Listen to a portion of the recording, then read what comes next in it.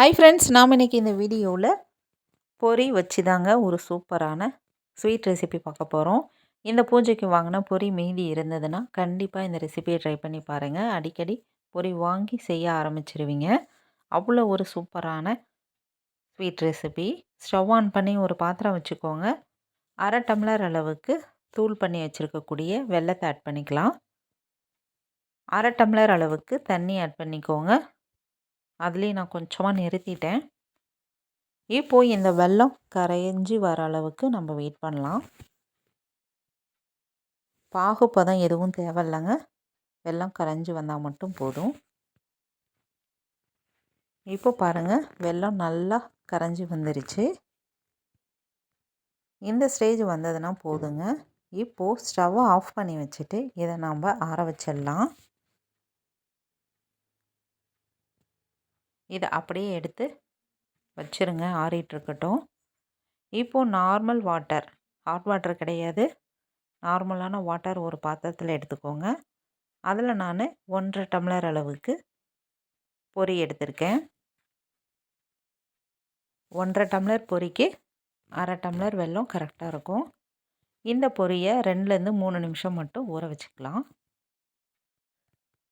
இப்போது 3 நிமிஷம் ஆயிடுச்சு. இப்போது ஊறின பொரியை நம்ம தண்ணி பிழிஞ்சிட்டு அதை ஒரு மிக்ஸி ஜாருக்கு மாற்றிக்கோங்க. மிக்ஸி ஜாரில் மாற்றினதுக்கப்புறம் நம்ம வெல்லம் ஆறிட்டுருக்கு இல்லைங்களா, அதை நம்ம ஒரு வடிகட்டி வச்சு நல்லா வடிகட்டிட்டு அந்த பொரி கூடவே ஆட் பண்ணிக்கோங்க. அவ்வளோதான். இது 2 மட்டும் நாம் இப்போது நல்லா நைஸாக அரைச்சி எடுத்துகிட்டு வந்துடலாம். அரைச்சிட்டு வந்த பொரி நமக்கு இப்போது ரெடியாக இருக்குது. இப்போது ஸ்டவ்வை ஆன் பண்ணிவிட்டு ஒரு கடாய் வச்சுக்கோங்க. கடாயில் நல்லா ஃபுல்லாக 1 ஸ்பூன் அளவுக்கு மட்டும் நெய் ஆட் பண்ணிக்கலாம். இப்போது முந்திரி பருப்பு ஒன்றும் பாதியமாக உடச்சி எடுத்துகிட்டு வந்துடுங்க.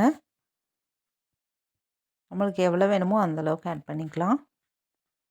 நான் முந்திரி மட்டும் ஆட் பண்ணியிருக்கேன். நீங்கள் வெள்ளரி விதை இருந்தாலும் இந்த அல்வா ரெசிபிக்கு ஆட் பண்ணால் சூப்பராக இருக்கும். நான் முந்திரி மட்டும் போட்டிருக்கேன்.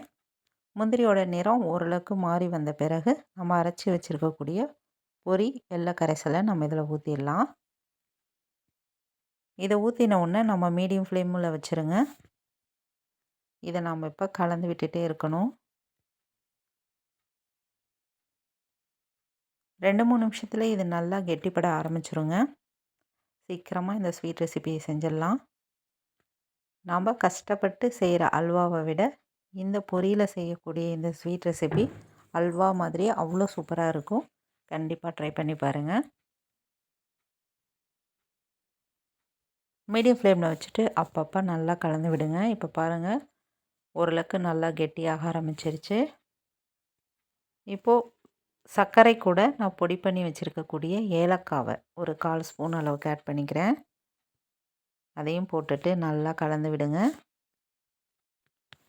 இந்த ஸ்வீட் ரெசிபி செய்கிறதுக்கு 10 நிமிஷம் போதுங்க.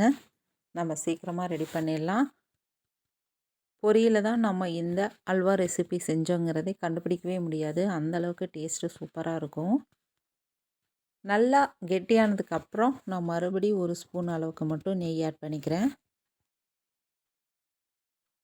நல்லா மிக்ஸ் பண்ணி விடுங்க.